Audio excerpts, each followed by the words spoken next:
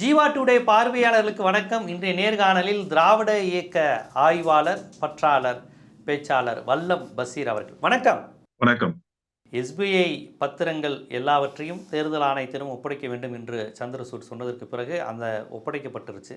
இப்போது ஒப்படைக்கப்பட்டதற்கு பிறகு இன்னும் சில கேள்விகள் அதில் எழுந்திருக்கு. அதையும் சந்திரசூட் அவர்கள் நீதிமன்றமே எழுப்பியிருக்கிறாங்க. அவங்க என்ன கேட்குறாங்க, எத்தனை பத்திரங்கள் வந்திருக்குங்கிறத சொல்லிட்டீங்க, என்னென்ன கட்சிக்கு போயிருக்குங்கிறத போட்டிருக்கீங்க, இன்னும் நிறுவனங்கள் பேர் பல வெளியே வரல, அந்த ஒரு பத்திரம் பதிஞ்சதுக்கான எண் இருக்கும், அந்த பத்திர பதிவு எண், அந்த எண்ணை ஏன் நீங்கள் கொடுக்க மாட்டேங்கிறீங்க, அதில் என்ன பிரச்சனை அப்படிங்கிறத இன்று எஸ்பிஐக்கு ஆதரவாக வாதிட இருக்கக்கூடிய வழக்கறிஞர்களை பார்த்து சந்திரசூட் கேட்டிருக்காரு.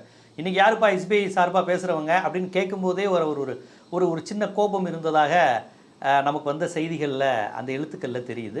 அப்போ கேட்டிருக்கிறாங்க, அது என்னப்பா அந்த பத்திரப்பதிவு எண் மட்டும் இல்லை, மிஸ் ஆகுதே, என்ன காரணம் அப்படிங்கிறத சற்று கோபமாகவே சந்திரசூட் கேட்டதாக நான் செய்திகளை படிச்சிருக்கேன். இதை நீங்கள் எப்படி பார்க்குறீங்க? பத்திரப்பதிவு வந்துருச்சு, நிறுவனங்கள் தனியாக வந்திருக்கு, ஆனால் நிறுவனங்கள் பேர் யாரிடமிருந்து கொடுக்கப்பட்டதுங்கிற விவரமும் அந்த பத்திரப்பதிவு எண் மட்டும் இன்னும் முழுமையாக இல்லை என்று உச்சநீதிமன்றமே ஒரு ஆட்சேபனை தெரிவித்திருக்கிறத எப்படி நம்ம புரிஞ்சுக்கிறது? ஹரிஷ் சால்வே அவர்கள் தான் எஸ்பிஐயின் தரப்பின் சார்பில் ஆஜராகக்கூடிய வழக்கறிஞர். அவருடைய துவக்க வாதம் எப்போது கால நீட்டிப்பு கேட்டு தன்னுடைய வாதத்தை அவர் முன்வைத்தாரோ அப்போதிலிருந்து இன்று வரை ஹரிஷ் சால்வே வைக்கக்கூடிய எல்லா வாதத்தையும் மறுக்கக்கூடிய நிலையில் தான் நீதிபதிகள் இருக்கிறார்கள் என்றுதான் நான் புரிந்து கொள்கிறேன். அதற்கு 2 காரணங்கள் தான். ஒன்று, நீதிபதிகள் தீர்ப்பில் மிக தெளிவாக சொன்னது, இந்த கணக்குகளை தேர்தல் ஆணையத்தில் ஒப்படைத்து தேர்தல் ஆணையம் அதை தன்னுடைய இணையதளத்தில் வெளியிட வேண்டும். இவ்வளவுதான் தீர்ப்பு. இது எளிய மக்களுக்கே புரியக்கூடிய தீர்ப்பு. ஹரிஷ் சால்வே பல வழக்குகளில் ஆஜராகி இருக்கக்கூடிய வழக்கறிஞர் தான்.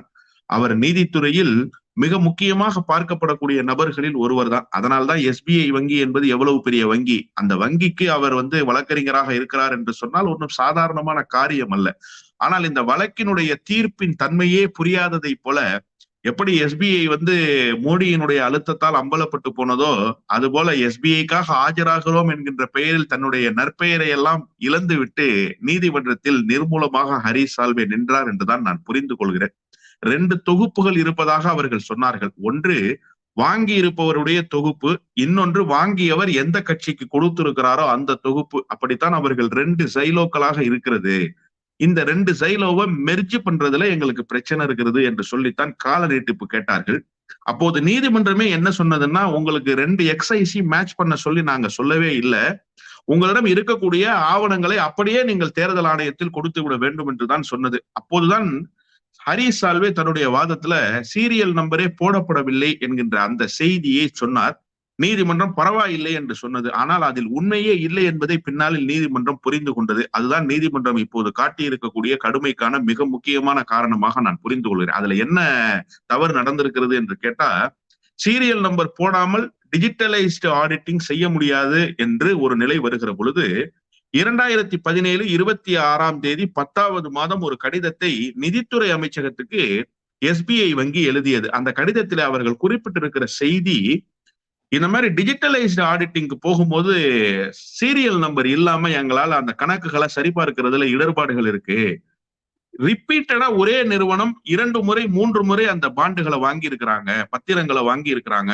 அவர்கள் ரீஎன்ட்ரி பண்ணியிருக்கிறாங்களா அல்லது புதிய கணக்குகளை துவக்கி புதிய கேஒய்சியை தந்து புதிய தொகையை நிரப்பி இருக்கிறார்களா என்பதை நாங்கள் கண்டுபிடிப்பதற்கு சிரமமாக இருக்கிறது என்று சொல்லியிருக்காங்க. அது உண்மையிலேயே நடைமுறைக்கு சாத்தியமில்லாத ஒண்ணுதான். ஏன்னா ஒரு தொகுப்பு என்பது 22,217 என்று எஸ்பிஐ வங்கித்தான் சொல்கிறது. அதாவது வாங்கியவர்களுடைய தொகுப்பு தான் ஒரு தொகுப்பு என்று கணக்கில் கொள்ளப்படுகிறது.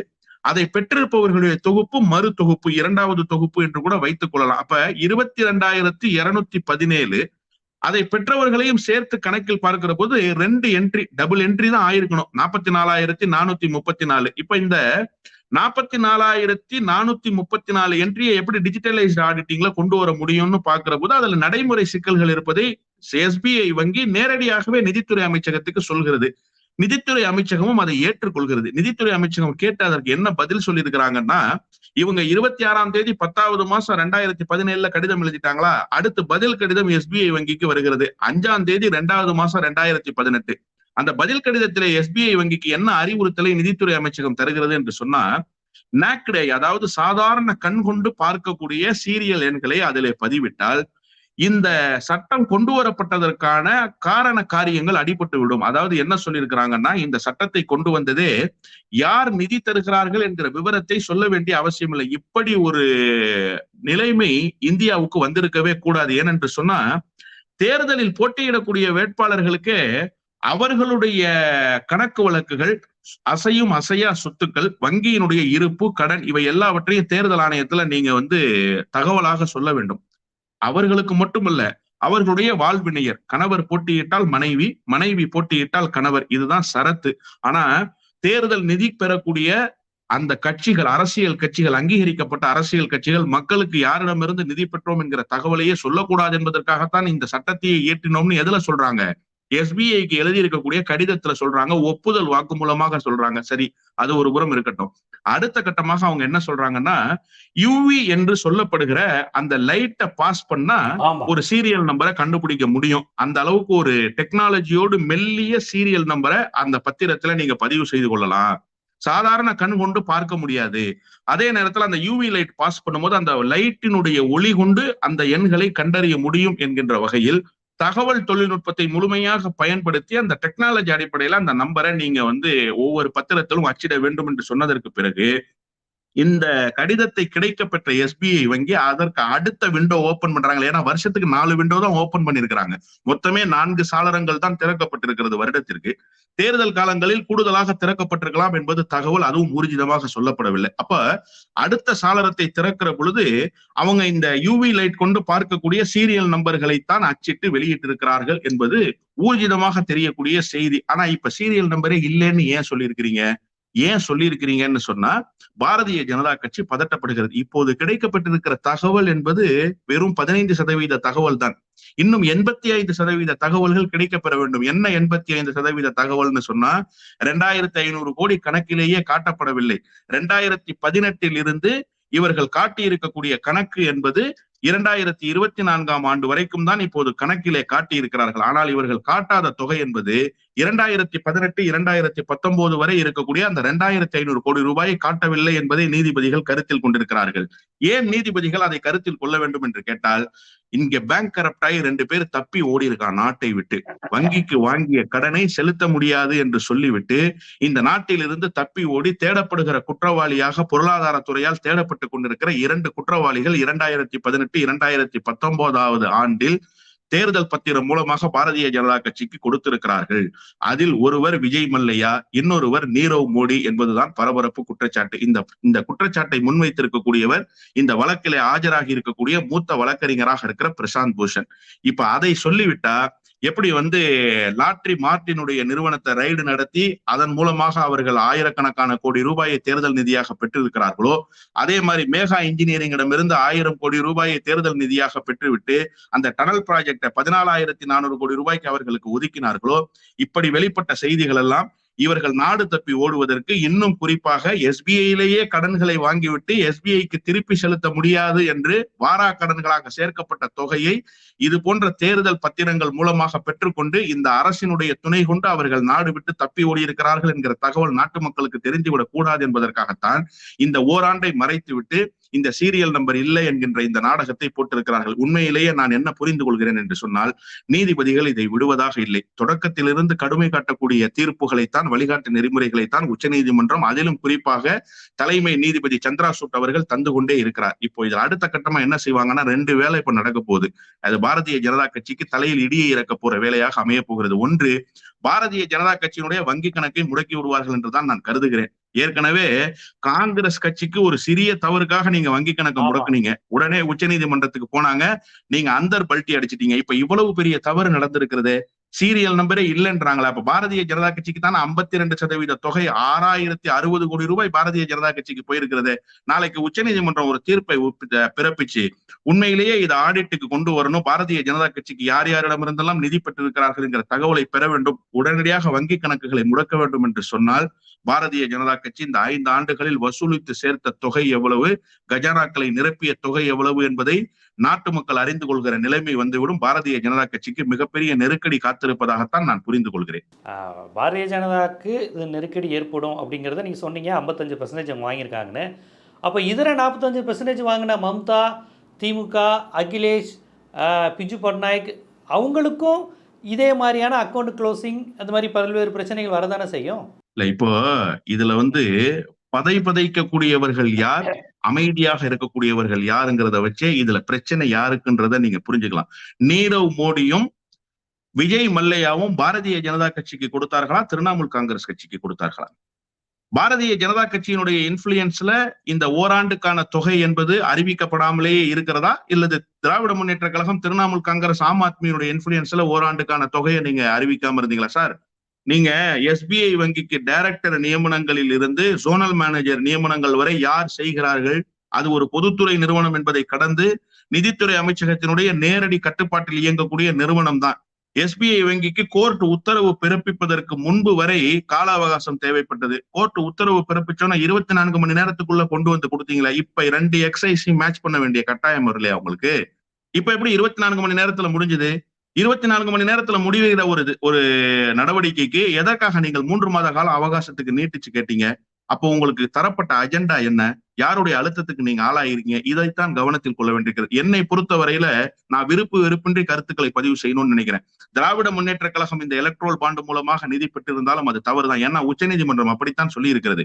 இந்த நிதி திரட்டுகிற நடவடிக்கை என்பது சட்டவிரோதமாக நிதி திரட்டுகிற நடவடிக்கையாக இருக்கிறது. இந்த நிதி என்பது சட்டவிரோதமாக பெறப்பட்ட நிதிதான் உச்சநீதிமன்ற தீர்ப்பு சொன்னதற்கு பிறகு எல்லா கட்சிகளும் அதுல பொருந்துமே. ஆனா இங்க பதட்டப்படுபவர்கள் யார்?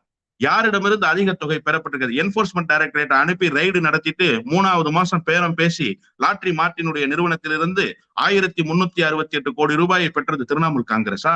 அல்லது உனக்கு நான் ப்ராஜெக்டை கொடுத்துட்றேன்னு சொல்லி மெகா இன்ஜினியரிங் கம்பெனிக்கு 1000 கோடி ரூபாயை பெற்றுக்கொண்டு அந்த டனல் ப்ராஜெக்டுக்காக 14,400 கோடி ரூபாய்க்கு ப்ராஜெக்டை நீங்க கையெழுத்து போட்டு ஒப்பந்தங்கள் கோரி இருக்கிறீர்களே, அது யார் செய்தது? திரிணாமுல் காங்கிரஸ் செய்ததா? திராவிட முன்னேற்ற கழகம் செய்ததா? ஆம் ஆத்மி கட்சி செய்ததா? அல்லது காங்கிரஸ் கட்சி செய்ததா? நீங்க கையூட்டாக பெற்றிருக்கிறீர்கள் என்பதுதான் இங்க இருக்கக்கூடிய குற்றச்சாட்டு. மீதம் இருக்கக்கூடிய 48% கட்சிகள் தேர்தல் நிதியாக சார், தேர்தல் நிதி பெறவே கூடாது என்பது அல்ல சார் இங்க பிரச்சனை. தேர்தல் நிதி பெறாமல் ஒரு இயக்கம் தேர்தலை சந்திக்க முடியாது. அதுவும் ஜனநாயக பேரியக்கமாக இருக்கக்கூடிய கட்சிகள் தேர்தல் நிதி பெற்றுத்தான் மக்களிடத்தில் நிதி திரட்டித்தான் தேர்தலை சந்திக்க முடியுது. காலங்காலமாக நடைமுறையில் இருக்கிற செய்திதான். ஆனா நீங்க எப்படி அந்த பணத்தை பெற்றிருக்கிறீர்கள் என்பதுதான் முக்கியம். நீங்க எப்படி பெற்றிருக்கிறீங்க? என்போர்ஸ்மெண்ட் டைரக்டரேட் அனுப்பி ரைடு நடத்துறது, 496 கோடி ரூபாய் லாட்ரி மார்ட்டினுடைய சொத்துக்கள் முடக்கப்பட்டதாக செய்தி வெளியானதா இல்லையா? என்போர்ஸ்மெண்ட் டைரக்டரேட் அறிக்கை தந்ததா இல்லையா? அது தரப்பட்டு 3 மாதத்திற்குள்ளாக ஃபியூச்சர் கேமிங் என்று சொல்லப்படுகிற மார்ட்டினுடைய நிறுவனத்திடமிருந்து 1368 கோடி ரூபாயை நீங்க பெற்றுக்கொண்டீங்களா? இப்ப அந்த வழக்கினுடைய நிலை என்ன என்று மத்திய அரசு வெளியிடுவதற்கு தயாராக இருக்கிறதா? என்போர்ஸ்மெண்ட் டைரக்டரேட் பதில் சொல்வதற்கு தயாராக இருக்கிறதா? இன்னொன்று, பரபரப்பு குற்றச்சாட்டை சொன்னாரு. இன்றைக்கு அந்த குற்றச்சாட்டு நிரூபணமாகி போயிருக்கிறது. என்ன குற்றச்சாட்டை சொன்னார் பிரசாந்த் பூஷன்? வேதாந்தா நிறுவனத்திடமிருந்து 196 கோடி ரூபாயை பெற்றுக்கொண்டு 14 மைனிங் லைசன்ஸா அடுத்த மாதத்தை அவங்களுக்கு ரிலீஸ் பண்ணி கொடுத்தது ஒன்றிய அரசுன்னு சொன்னாரு. ஆனா இன்னைக்கு உண்மை என்ன தெரியுமா? அவர் சொன்ன தொகையை விட 1 மடங்கு அதிகமான தொகை 376 கோடி ரூபாய் வேதாந்தா நிறுவனத்திடமிருந்து நீங்கள் பெற்றிருக்கிறீர்கள் என்பதை நேற்றைக்கு வெளியிட்டிருக்கக்கூடிய அந்த தகவலின் மூலமாக புரிந்து கொள்ள முடிகிறது. அப்ப அந்த 14 மைனிங் லைசன்ஸ் இங்கே தூத்துக்குடியில ஒரு துப்பாக்கி சூட்டை நடத்தி தமிழர்களை கொன்று குவித்தானே அந்த வேதாந்தா நிறுவனம், அந்த வேதாந்தா நிறுவனத்திடமிருந்து தமிழர்களின் ரத்தத்தில் சேர்த்த பணத்தை 376 கோடி ரூபாயை நீங்க சேகரிச்சிருக்கிறீங்க. இப்ப அதுக்கு பதில் சொல்லுவீங்களா? அப்ப அந்த 14 மைனிங் லைசன்ஸை கொடுப்பதற்காகத்தானே கையூட்டாக இந்த இதை பெற்றிருக்கிறீங்க. இன்னொன்னு சார், மிகப்பெரிய அயோக்கியத்தனம், இந்த நாடே கொரோனாவினுடைய அச்சுறுத்தலுக்கு ஆளாகி வீட்டிலிருந்து மனிதர்கள் வெளிவர முடியாம, தாய் தந்தையரை மகன்கள் பார்க்க முடியாது, பிள்ளைகள் பார்க்க முடியாது, கட்டிய மனைவியை கணவன் பார்க்க முடியாது, கணவனை மனைவி பார்க்க முடியாது, இப்படியெல்லாம் ஒரு கொடுமையான சூழல் இருந்த நேரத்துல PM கேர் ஃபண்டுன்னு 10,000 கோடி ரூபாய் மக்களிடத்துல திரட்டினீங்களா இல்லையா? அதன் மூலமாகத்தானே இலவசமாக தடுப்பூசிகள் போடப்படுவதாக நீங்க சொன்னீங்க. ஆனா அந்த சீரம் நிறுவனத்திடமிருந்தே நீங்க கையூட்டாக பெற்றிருக்கிறீங்களே. அந்த சீரம் நிறுவனத்திடமிருந்து நீங்க பெறப்பட்ட தொகை 52 கோடி ரூபாய்ன்னு இந்த தகவல்கள் சொல்கிறது. அப்படி என்று சொன்னா நீங்க PM கேர் ஃபண்ட்ல மக்களிடமிருந்து பெறப்பட்ட தொகையை வைத்து தடுப்பூசிகளை போடுவதற்கு அந்த நிறுவனத்திடமிருந்து தேர்தல் பத்திரத்தின் மூலமாக 52 கோடி ரூபாயை பெற்றிருக்கீங்களா? இதை விட ஒரு கேவலமான அரசு ஜனநாயக அரசியலில் இருக்க முடியுமா என்ன? உலக நாடுகளில் இப்படி ஒரு கேவலமான அரசை நாம் பார்த்திருக்கிறோமா என்ன? மக்களுடைய உயிரோடு விளையாடக்கூடிய நேரத்தில் அப்போது கூட கஜானாவை நிரப்ப வேண்டும் என்கின்ற நோக்கத்தில் செயல்பட்டது காங்கிரஸா பாரதிய ஜனதா கட்சியா? இப்ப முடக்க வேண்டியது காங்கிரசினுடைய வங்கி கணக்கே, பாரதிய ஜனதா கட்சியினுடைய வங்கி கணக்கே. எனவே இதில் முழுக்க முழுக்க தவறு செய்தது பாரதிய ஜனதா கட்சி தான். தவறை மறைப்பதற்காக இப்போது மேலும் மேலும் பல தவறுகளை செய்து கொண்டிருப்பது பாரதிய ஜனதா கட்சி தான். எனவே அதன் அடிப்படையில் பாரதிய ஜனதா கட்சியினுடைய வங்கி கணக்கைத்தான் முடக்க வேண்டும். ரொம்ப ஒரு அது குறித்து ரொம்ப நுட்பமாக, ஏன்னா மேலோட்டமாக பார்த்தா எல்லாரும் தானே வாங்குறாங்க அப்படிங்கிற அந்த ஒரு பொதுவான விமர்சனங்களை இப்போ பொதுவாக வைக்கிறாங்க விவாதங்களில். பல வலதுசாரிகள் என்ன சொல்கிறாங்க, தேர்தல் ஆணையர் வந்து 3 பேர் இருக்கணும், நீதிபதி இருக்கணும், இந்த கான்செப்ட்லாம் என்னங்க 10 வருஷமாக வந்தது தானுங்க, பழைய காங்கிரஸ் ஆட்சியிலேயே கிடையாதே. காங்கிரஸ் ஆட்சியில் இருந்தபோதெல்லாம் ஒன்றும் சொல்லாமல் இப்போ மட்டும் எங்களுக்கு அதில் நீதிபதி வேணும், ஜனநாயகம் வேணும், எதிர்க்கட்சி தலைவர் வேணும்லாம் கேட்குறீங்க. இதுக்கு முன்னாடி காங்கிரஸ் காலத்தில் பிரதமர் வச்சது தான் சட்டமாக இருந்தது அப்படிங்கிற மாதிரியான வாதங்களெல்லாம் இப்போ வலதுசாரிகள் வைக்கிறாங்க. அதாவது ஏன் இப்போ 10 ஆண்டுகளாக தானே இந்த முறையே வந்திருக்கு, இதுக்கு முன்னாடி வரையும் காங்கிரஸ் ஆட்சியில் இப்போ மோடி கொண்டு வந்த மாதிரி தானே இருந்ததுன்னெலாம் பேசிக்கிட்டு இருக்கிறாங்க. ஸோ எல்லாத்தையும் சமப்படுத்துகிற வேலையை அவங்க கொண்டு போகிறாங்க. இப்போ நடக்கிறத அவங்க நியாயப்படுத்தலை. காங்கிரஸும் தானே வாங்குச்சு, மம்தாவும் தானே வாங்குச்சு, காங்கிரஸ் ஆட்சியிலும் தேர்தல் ஆணையர் இப்படி தானே இருந்தார், இப்படிங்கிற இந்த வாதத்துக்கு அவங்க போகும்போது அதற்கும் பதில் சொல்ல வேண்டிய கட்டாயம் இருக்கிறதுனால தான் அந்த மாதிரியான கேள்விகளும் இப்போ எழுப்பப்படுகிறது. இப்போ இந்த நேரத்தில் இன்னொரு முக்கியமான ஒரு கேள்வியும் இந்த இதில் வந்திருக்கு. அவங்க வெளியிட்ட கம்பெனிகள் பட்டியலில் அதானி அம்பானிங்கிற பேரே மிஸ் ஆகிருக்கே. பலரும் வந்து அதானியினுடைய ஆட்சி தான் நடக்குதுன்னு சொல்லிக்கிட்டு இருக்கும்போது அதானி அம்பானிக்கான ஆட்சின்னு சொல்லும்போது என்ன அவங்க 2 பேர் மட்டும், ஒரு 2 பேர் மட்டுமே இல்லையே, இதுவரையும் கண்ணில் தென்படலையேங்கிற மாதிரியான ஒரு விவாதம் வந்திருக்கு. நீங்களும் கவனிச்சிருப்பீங்க. இதை எப்படி பார்க்குறீங்க? ஒரு குறிப்பிட்ட சில நிறுவனங்களை தவிர ஏனைய நிறுவனங்களுடைய பெயரையே இந்தியர்கள் பலர் அறிந்திருக்கவில்லை என்பதுதான் நிதர்சனமான உண்மை. நாட்டு மக்கள் அறிந்திருக்கவில்லை என்பது இயல்புதான். ஆனால் அரசியல் நோக்கர்களும் அதே போன்று பொருளாதார நிபுணர்களும் இந்த அரசினுடைய நடவடிக்கைகளை, பொருளாதார நகர்வுகளை கூர்ந்து கவனிக்கக்கூடியவர்கள் கூட சில நிறுவனங்களினுடைய பெயர் என்ன, அவர்கள் யார் என்றே கண்டுபிடிக்க முடியாமல் நேற்றிலிருந்து இன்றைக்கு வரை தடுமாறி கொண்டிருக்கிறார்கள். இதுல நான் என்ன புரிஞ்சுக்கிறேன்னா, பல நிறுவனங்கள் ஷெல் நிறுவனங்களாக இருக்கிறது. பெயரை மட்டும் வைத்து ஒரு நிறுவனத்தை துவங்குவது, அந்த நிறுவனத்தின் பேரில் ஒப்பந்தங்களை கோருவது, அதன் மூலமாக லாபத்தை ஈட்டுவது, அந்த நிறுவனத்துக்கென்று ஒரு இன்ஃப்ராஸ்ட்ரக்சரே இருக்காது. அது மாதிரி இப்ப அதானியும் அம்பானியும் அது போன்ற பல ஷெல் நிறுவனங்கள் மூலமாக பாரதிய ஜனதா கட்சிக்கு இந்த நிதிகளை தந்திருப்பார்கள் என்று நான் ஊர்ஜிதமாக நம்புகிறேன். ஏனென்று சொன்னால் அவர்கள்தான் அரசு.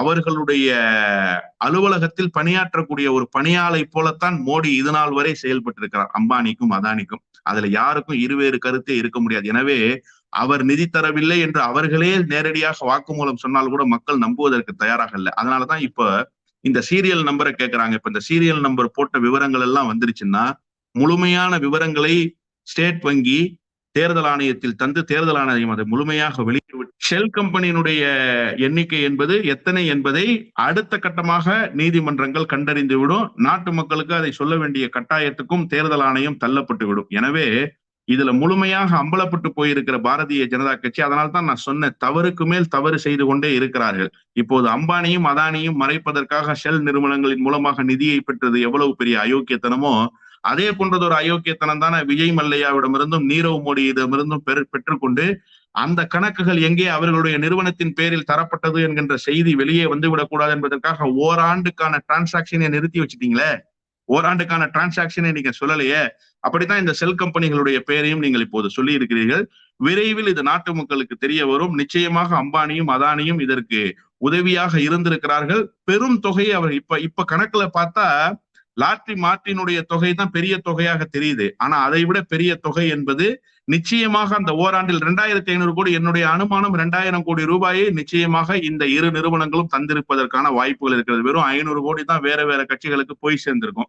2000 கோடி ரூபாய்க்கு நிகராக இவர்களுக்கு அந்த பத்திரங்கள் கிடைப்பதற்கான வாய்ப்புகள் தான் இருப்பதாக நான் புரிந்து கொள்கிறேன். அம்பானியும் அதானியும் முழுமையாக இதில் இருந்து ஈடுபட்டிருக்கிறார்கள் என்கின்றத நிச்சயமாக வரக்கூடிய காலங்களில் நாட்டு மக்கள் அறிந்து கொள்வார்கள். கண்டிப்பாக இந்த தேர்தல் பத்திர வழக்கு தொடர்ச்சியாக இப்போ வெளியிடுகிற நிலைக்கு வந்தாச்சு. வெளியிட்ட பிறகும் அதில் என்னென்ன தந்திரங்கள் இருக்கிறது, அதை எப்படி நாம் அந்த முடிச்சுகளை அவிழ்க்க வேண்டும், எப்படி புரிந்து கொள்ள வேண்டும் என்பதை ஒரு சட்ட ரீதியான நுணுக்கத்துடன் ஒரு அரசியல் ஆவேசத்துடனும் நம்ம ஜீவா டுடே பார்வையாளர்களுக்கு எடுத்து வச்சிங்க. மிக்க நன்றி.